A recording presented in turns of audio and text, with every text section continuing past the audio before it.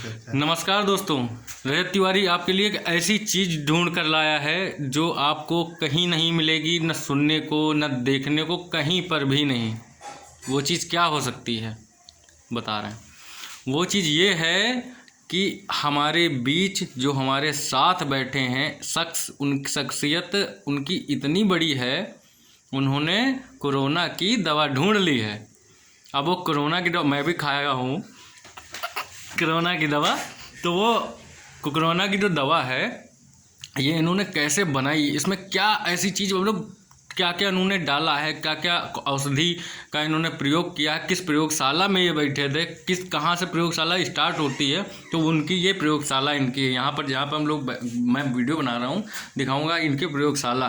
तो इनको क्या क्या ये चीज़ें इसमें लगी हैं, ये सारी चीज़ें बताएंगे जिससे कोरोना वायरस ख़त्म होगा। जो वैक्सीन है, वैक्सीन तैयार करने वाला जो जिसके पास मैं बैठा हूँ, बहुत बड़ी अभी तक ब्रेकिंग न्यूज़ है, कहीं पर भी ऐसा नहीं मिलेगा। लाइव शो के आप देख रहे हैं और देखिए मैं आपको ले चलता हूँ। सर आप जरा बताएं। हेलो, मेरा नाम राजवर्धन सिंह है।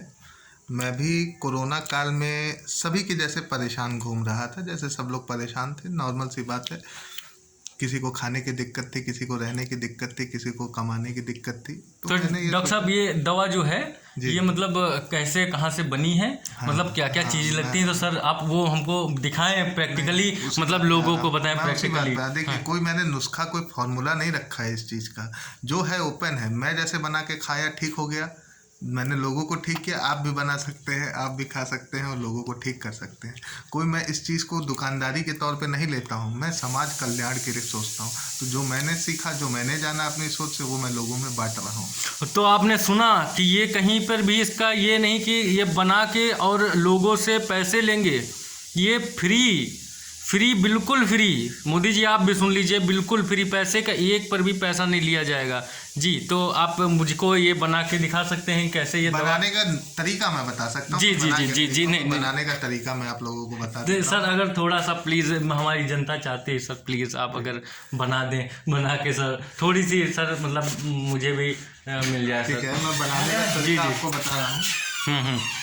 जी बनाने का तरीका मैं आप लोगों को बता देता हूँ। आपके अगल बगल मिलने वाली चीज़ें सर, सामग्री आपके पास है? सामग्री तो मेरे पास अभी नहीं है, लेकिन मैं सामग्री के बारे में आपको बता देता हूँ। सामग्री आप खुद इकट्ठा कर सकते हैं। अच्छा जी, क्योंकि सामग्री मैं दिखाऊँ उससे अच्छा बता दूँ। आप खुद अपना इकट्ठा करिए और खुद बनाइए और सबको खिलाइए। जी, तो बता दीजिए सर, मतलब जनता जानना चाहती है। तो हुआ ऐसा कि मार्च का महीना था, मार्च में लॉकडाउन लगा। उसके बाद मैंने अप्रैल में थोड़ा सा सोचा विचारा, मंथन किया। उसके बाद मैं निकल गया हिमालय की पहाड़ियों को, है ना। हिमालय की पहाड़ी कहाँ से मैं निकला, पहले यहाँ से गया लखीमपुर। जी जी लखीमपुर से मैंने पद यात्रा करके उत्तराखंड में मैंने ली एंट्री। जी सर। उत्तराखंड में एंटर करते ही जो हिमालय की चोटियां हैं उस पे मैं सुबह शाम धीरे धीरे चलता रहा, जड़ी बूटियों की खोज में। सारी जड़ी बूटी खोज डाली। वहाँ पे मुझे रामदेव बाबा के कई नुमाइंदे मिले, वो लोग भी उसी खोज में थे, लेकिन मैं उनसे कभी नहीं बताता था कि मैं चिकित्सक हूँ, कोरोना की दवाई ढूंढने लाया हूँ। जी। मैं बस उनके सामने अनाड़ी की तरह घूमा करता था। जी। लेकिन जो पेड़ पौधे वो देख रहे थे उनसे कोरोना का इलाज नहीं होने वाला था, मुझे पता है। तो मैंने तुरंत उत्तराखंड छोड़ दिया, मैं निकल गया हिमाचल प्रदेश। तो हिमाचल प्रदेश सर कैसे, आप पैदल यात्रा की, उसमें साइकिल या गाड़ी घोड़ा कुछ मिला हो? हाँ, मैं बताता हूँ। पहली चीज़, जो हिमालय के गांव हैं वहाँ मैं भिक्षा मांग कर अपना पेट भरता था। जो वाहन मुझे मिल गया मैं उससे कहता था मेरी थोड़ी सहायता कर दो, मुझे करीब के जंगल में ले जाके छोड़ दो। मैंने पद यात्रा भी किया है, मैंने नदी में स्विमिंग भी किया है, मैं तैरकर भी पार हुआ हूँ। मैं लोगों से मोटरसाइकिल पे लिफ्ट ली है, गाड़ियों में लिफ्ट ली है, ट्रक में लिफ्ट ली है। बस हेलीकॉप्टर और प्लेन छोड़ के मैं हर जगह हर तरीके का यात्रा किया इस लॉकडाउन में। जी। और आप यकीन नहीं मानेंगे, मेरे पास मास्क खरीदने के भी पैसे नहीं थे। ओह माय गॉड, इतनी दूरी और इतना पैदल चलकर जाने वाले शख्स, उनके पास मास्क के पैसे नहीं हैं और फिर इन्होंने उस चीज़ को खोज निकाला जी। तो आगे फिर आपने कैसे मिला जी? लेकिन देखिए, खाना जरूरी था, इसीलिए मैंने भिक्षा मांगी। मैंने कभी किसी से आर्थिक रूप की सहायता नहीं मांगी। कि मुझे पैसे दो, मुझे अपने एक्सपेंसेस पूरे करने, नहीं, क्योंकि जिस लक्ष्य को मैं लेके निकला था मुझे पैसे से तो बिल्कुल मतलब ही नहीं था। जी जी। बस एक जैसे आपकी गाड़ी होती है उसमें ईंधन की ज़रूरत पड़ती है, उसी तरह मैं पैदल चल रहा था तो मुझे भी ईंधन की ज़रूरत थी, तो मैं खाता पीता था बस भिक्षा मांग के। बाकी कभी मैंने किसी तरह की आर्थिक सहायता नहीं मांगी जी। एक जोड़े कपड़े पहन के निकला था, उसी में वापस आ गया। नहीं तो ये फिर आगे कैसे आप दवा तक कैसे पहुँचे? मतलब ये हम जानना चाहते हैं कि ये दवा तक कैसे मतलब पहुँचे, वहाँ तक कैसे बनाई, इतनी मुश्किलों का सामना आपने किया। और जब आप मास्क के पैसे नहीं थे, यानी जेब में 1 रुपये भी ना हो, और इतनी लंबी यात्राएं कर कर कि लखीमपुर से पैदल उत्तराखंड की चोटियों तक उन्होंने पहुँचे हैं, तो मतलब कैसे क्या आगे कैसे आप बढ़े, कैसे वहाँ तक पहुँचे? जी। फिर हिमाचल में मैं कम से कम मैंने 1.5 महीने बिताए।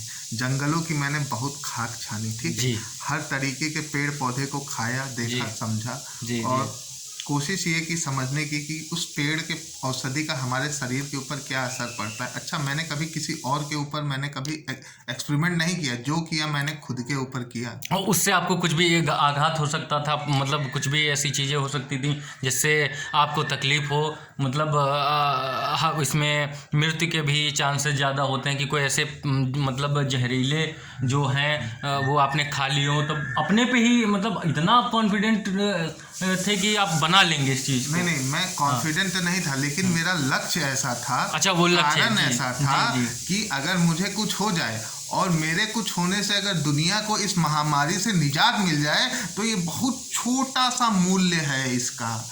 अगर एक आदमी अपना एक सिपाही सरहद पे मर जाता है देश के लिए, तो सोचिए अगर मेरी जान के वजह से अगर इतने लोगों को इस बीमारी से निजात मिल जाए तो वो कितनी बड़ी बात होगी, बहुत बड़ी।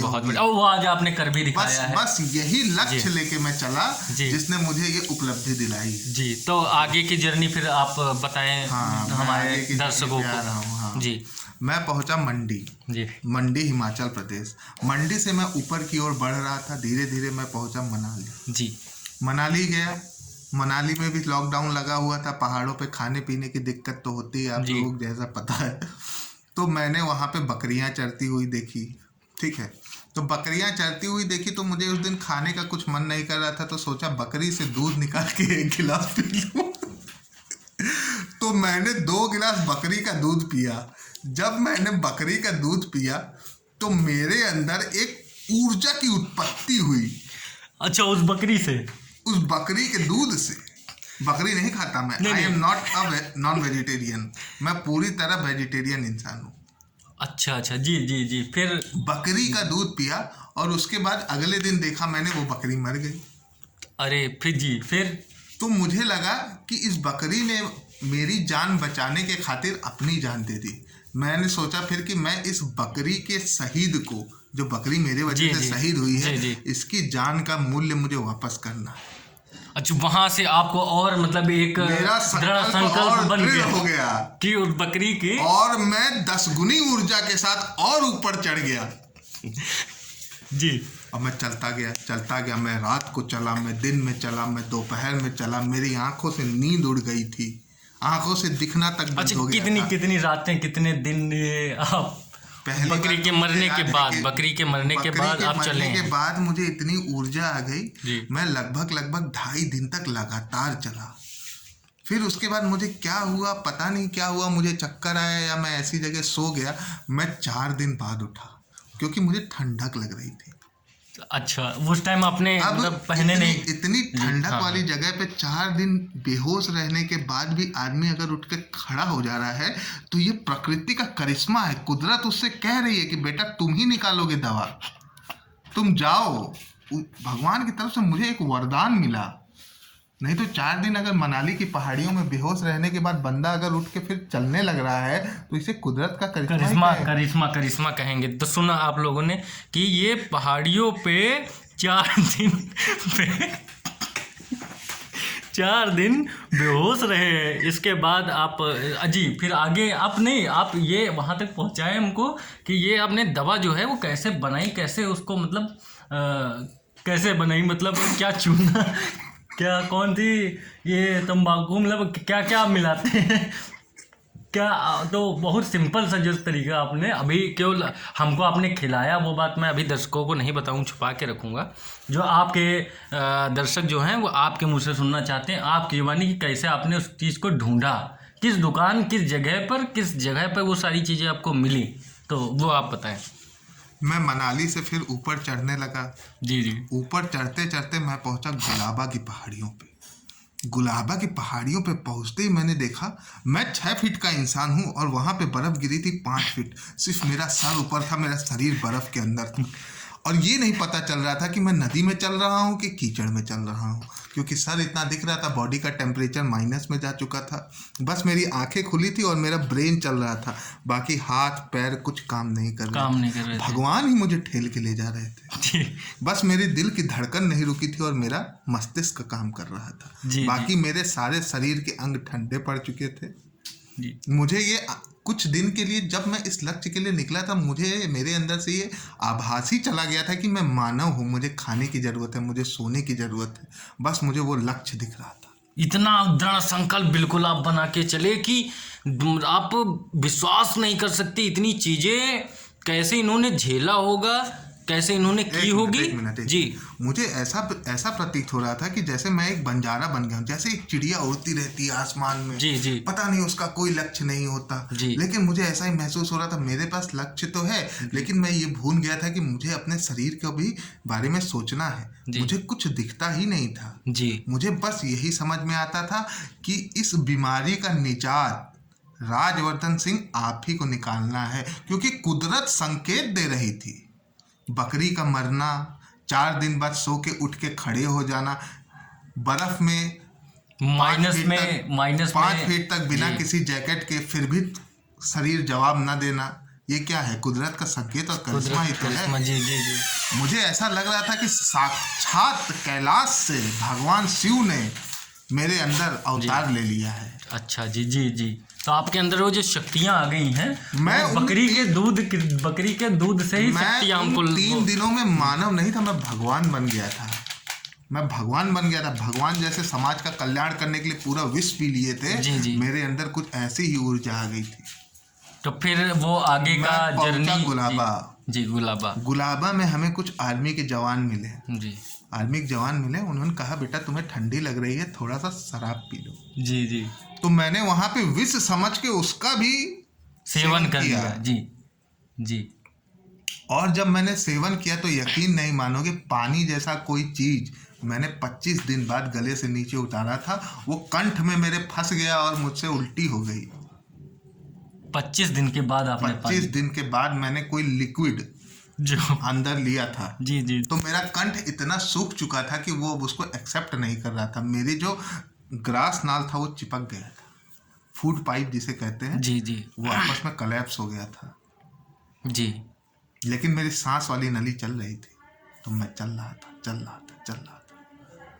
गुलाबा चलते चलते फिर मैंने आर्मी वाले दोस्तों को कहा कि तुम बहुत संकल्प के साथ यहाँ पे टिके हो पूरी जिंदगी, आप लोग अपना काम करो, मेरे पास दूसरा लक्ष्य है जी। फिर आप वहाँ से चलते मैं पहुँच गया एक झील के किनारे जी। झील के किनारे मुझे बंजारे मिले जी। वो बंजारे कुछ पका रहे थे जी, वो खा रहे थे। तो मुझे लगा कि मुझे थोड़ी देर आग सेक लेनी चाहिए जी। आग को देख के मैं वहाँ गया, तो उसके बाद धीरे धीरे मेरे हाथों में जान आने लगी, मेरे पैरों में जान आने लगी, मेरा रक्त का संचार होने लगा मेरे शरीर में जी। जैसे जैसे रक्त का संचार होते गया मुझे फिर से नींद आने लगी। फिर मैं वहाँ सो गया। फिर आप कितने दिन के बाद वहाँ से उठे हैं और दवा को ढूंढने में सक्षम हो पाए हैं, वो बताएं हमारे दर्शकों को।